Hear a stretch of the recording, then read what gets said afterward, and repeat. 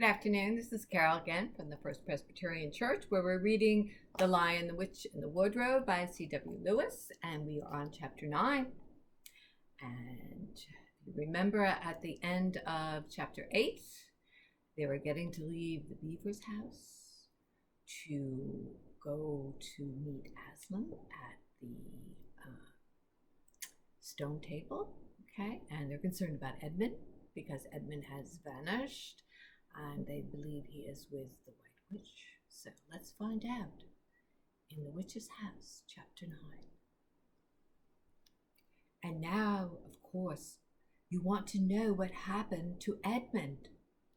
He had eaten his share of dinner, but he hadn't really enjoyed it because he was thinking all the time about the Turkish taffy. And there's nothing that spoils the taste of a good ordinary food half so much as the memory of magic food. And he had heard the conversation, and he hadn't enjoyed it much either, because he kept on thinking that the others were taking no notice of him and trying to give him the cold shoulder. They weren't, but he wasn't imagining it, and he had listened until Mr. Beaver told him about Aslan, and until he heard the whole arrangement for the meeting of Aslan at the stone table. It was then that he began very quietly to edge himself under the curtain, which hung over the door, for the mention of Aslan gave him this mysterious, horrible feeling, just as it gave the others a mysterious, loving feeling. But as Mr. Beaver had been repeating the rhyme about Adam's flesh and Adam's bone, Edmund had become very quietly turning the door handle, and just before Mr. Beaver had begun telling about the White Witch wasn't really human at all, but half djinn and half a giant, Edmund had got outside into the snow, cautiously closed the door behind him. You mustn't think that even now Edmund was quite so bad that he actually wanted his brother and sister to be turned into stone. He did want that Turkish taffy delight, and to be a prince, and later a king, and to pay Peter out for calling him a beast, and for what the witch would do with the others. He didn't want her to be particularly nice to them, certainly not to put them on the same level as himself. But he managed to believe, or pretended to believe, that she wouldn't do anything very bad to them, because he said to himself, all these people who say nasty things about her are her enemies, and probably half of that isn't true. She was jolly nice to me, anyway, much nicer than they are. I expect she is rightfully queen, really. Anyway, she'll be better than that awful Aslan. At least that was the excuse he made in his mind, so that what he was doing was okay. It wasn't a very good excuse, however, for deep down inside, he himself really knew the White Witch was bad and cruel. The first thing he realized when he got outside and found the snow falling all around him was that he had left his coat behind him at the beaver's house. And of course, there was no chance of going back to get it now. The next thing he realized was that the daylight was almost gone, for it had been nearly 3 o'clock when they sat down for dinner. And winter days, they were short, and he hadn't reckoned on this, but he had to make the best of it. So he turned up his collar, shoveled across the top of the dam. Luckily, It wasn't so slippery since the snow had fallen. To the far side of the river he went. It was pretty bad when he reached the other far side. It was growing darker every minute. With that heat, the snowflakes were swirling all around him. He could hardly see 3 feet ahead of him. And when they were on the road, there was no road there. He kept slipping into deeper drifts of snow and sliding on the frozen puddles and tripping over fallen tree trunks and sliding deep, deep down into steep banks and breaking his shins along the rocks, till he was wet and cold and bruised all over. The silence and the loneliness was dreadful.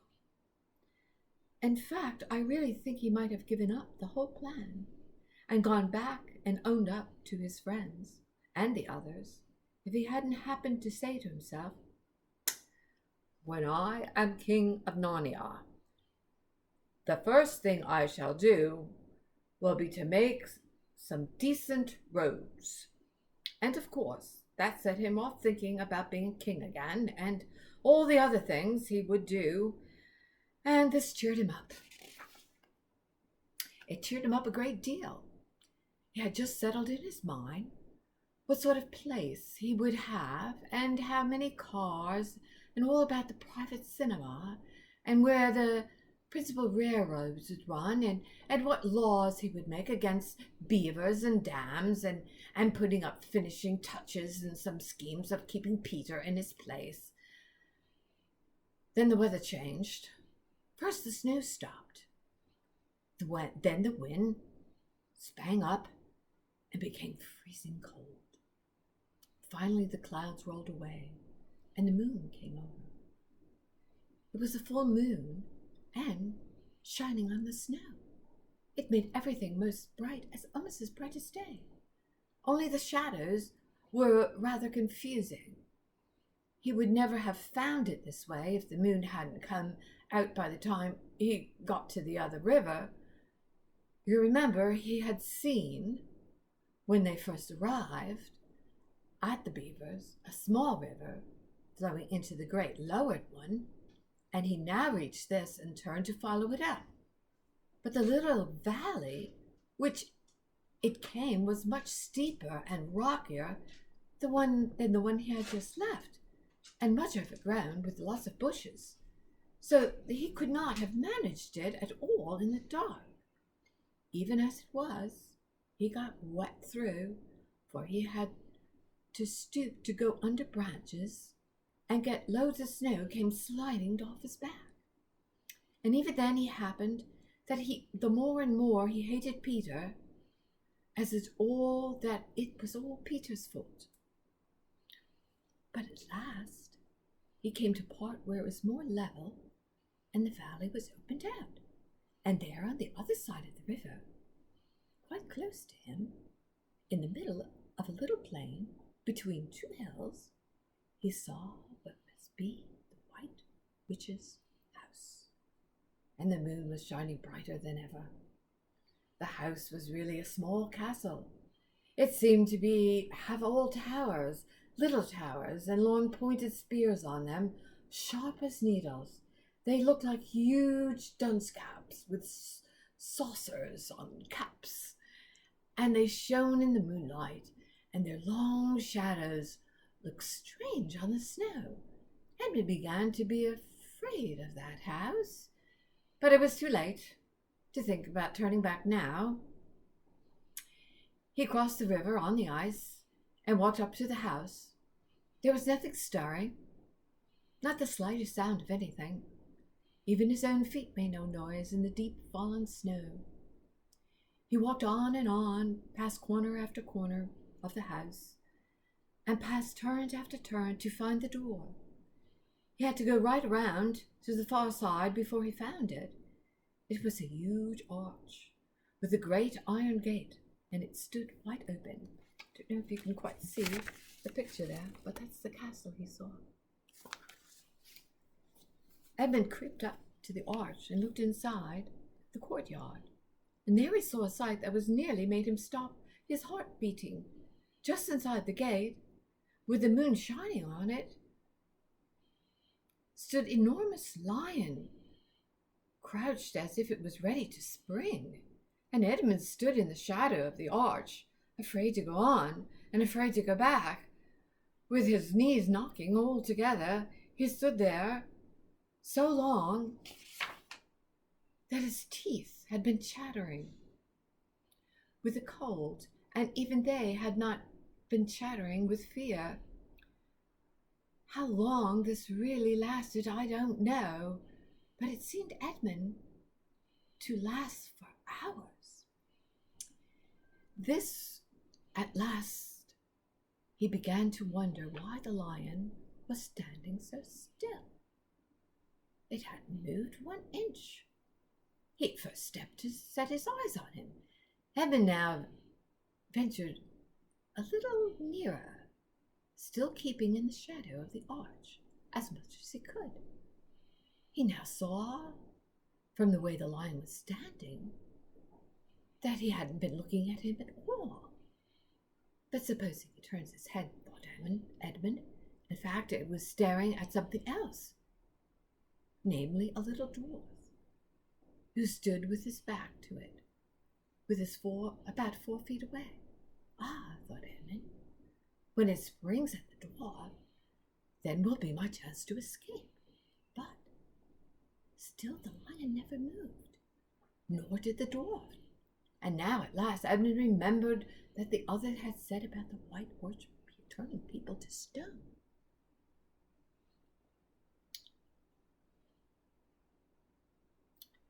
Dear, I lost my place.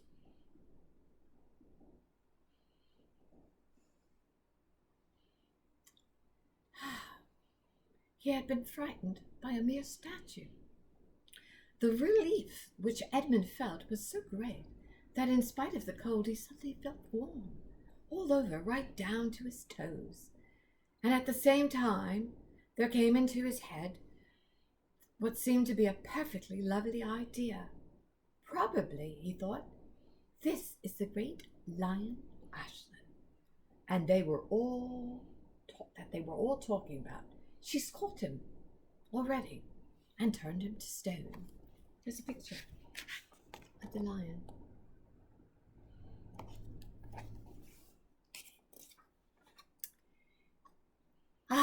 So that's the end of that fine idea about them. Pooh! Who's afraid of Aslan? And he stood there gloating over the stone lion, and presently he did something very silly and childish. He took a stump of lead pencil out of his pocket and scribbled on the mustache of the lion's upper lip, and then a pair of spectacles on his eyes. Then he said, "Ah, silly old Aslan, how do you like being stone? You thought yourself mighty fine, didn't you?" But in spite of the scribbles on the face of the great stone beast still looked so terrible and sad and noble, staring up at the moonlight, that Edmund didn't really get any fun out of jeering at it.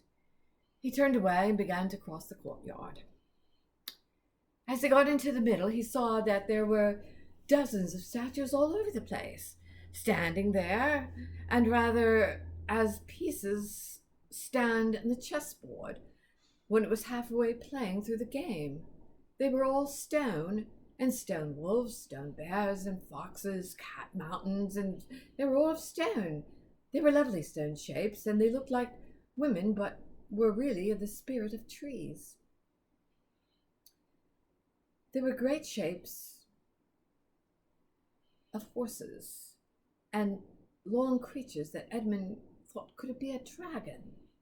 They all looked so strange, standing there perfectly lifelike and also perfectly still.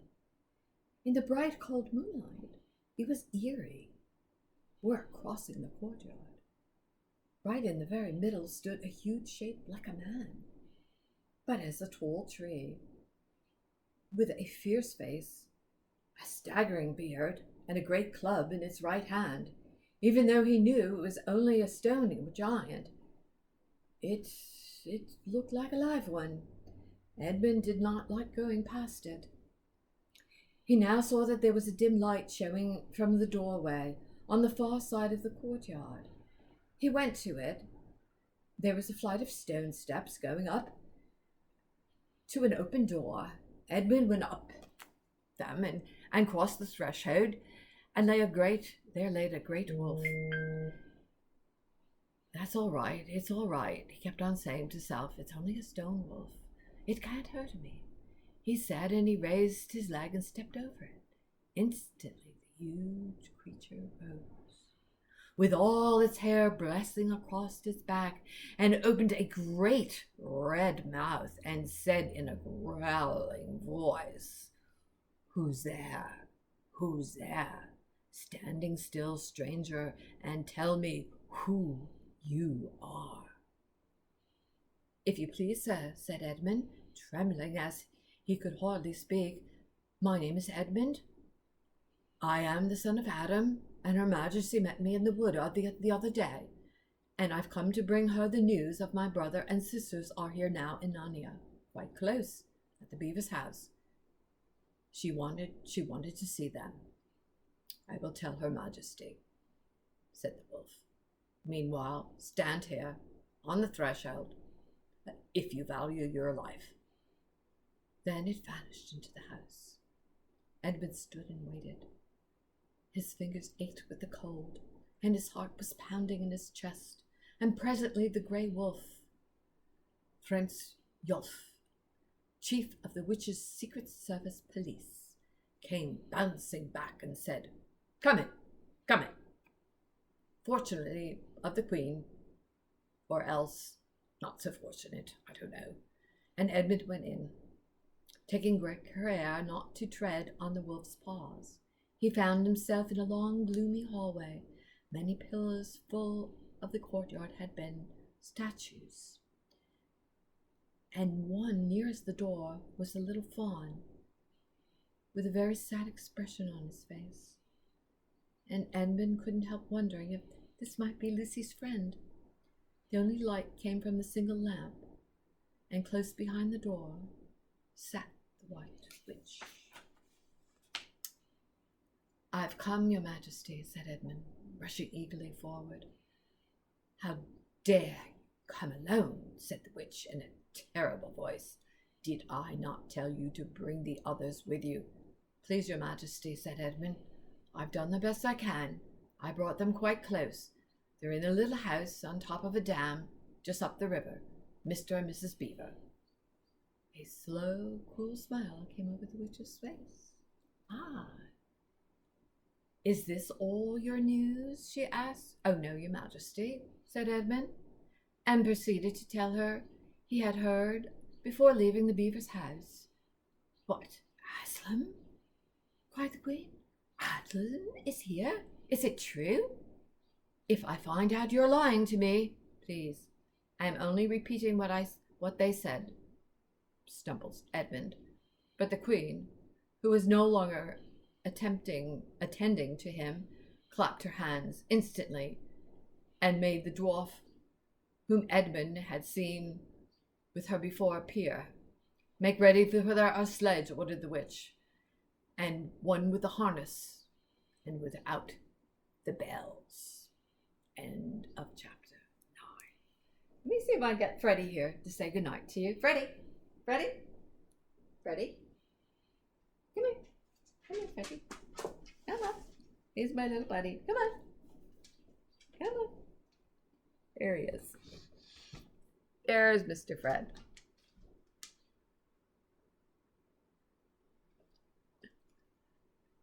Okay. Good night, and thank you all. Have a good week.